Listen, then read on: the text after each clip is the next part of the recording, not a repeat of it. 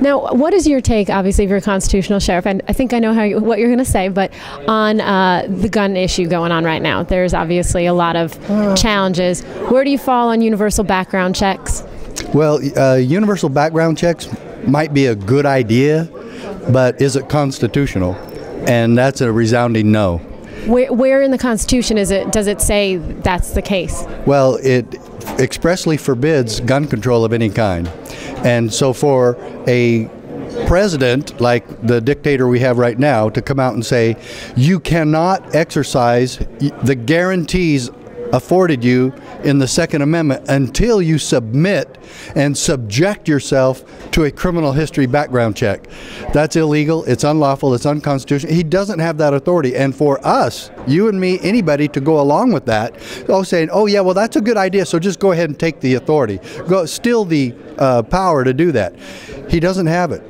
And the only way that it would be legal or lawful is to make it voluntary. So what about, the folks, a lot of liberals say, well, what about the mentally ill, or, what if they get guns? But you're saying, you know what, they're a person too, let them have it. Well, not necessarily. That would be up to families and local jurisdictions to address those concerns. It's not up to the federal government. But if it's in the Constitution, well, they have a right, like you're saying. Yeah, but like I say, families can prevent that. And local jurisdictions, like Laufner was confronted by Pima County Police Department and on the campus of Pima County College.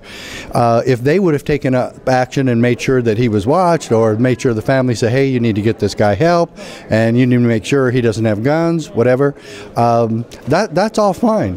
But they, in fairness, as you say, they let it slip through, and then we had this horrible thing happen. And then they want to make a bunch of laws trying to prevent it from slipping through that only affect the law-abiding and the people who have nothing to do with committing any type of crimes at all. And all of their legislation that's being proposed right now is only aimed at the law-abiding citizen. And so a law-abiding citizen, me and my friends and my family say, unless I'm going to do something wrong or I've done something wrong, leave us the hell alone. And government leaving you alone is called freedom. Well, and if you're mentally ill, I guess your rights as a person should be diminished because you're just not there. Well, that's true, and again, families need to be involved in that. And I think it's very ironic that the Founding Fathers put together a Constitution, and more specifically a Bill of Rights. And of all the God-given rights that they tried to protect within the Bill of Rights, there's one specifically where they mentioned this right shall not be infringed, and it's the most infringed right of all of them. The gun issue? Correct. So obviously then you disagree with the ban on assault weapons, right? I disagree with any governmental grab that's not constitutionally theirs. And yes, what kind of gun I own is none of their damn business.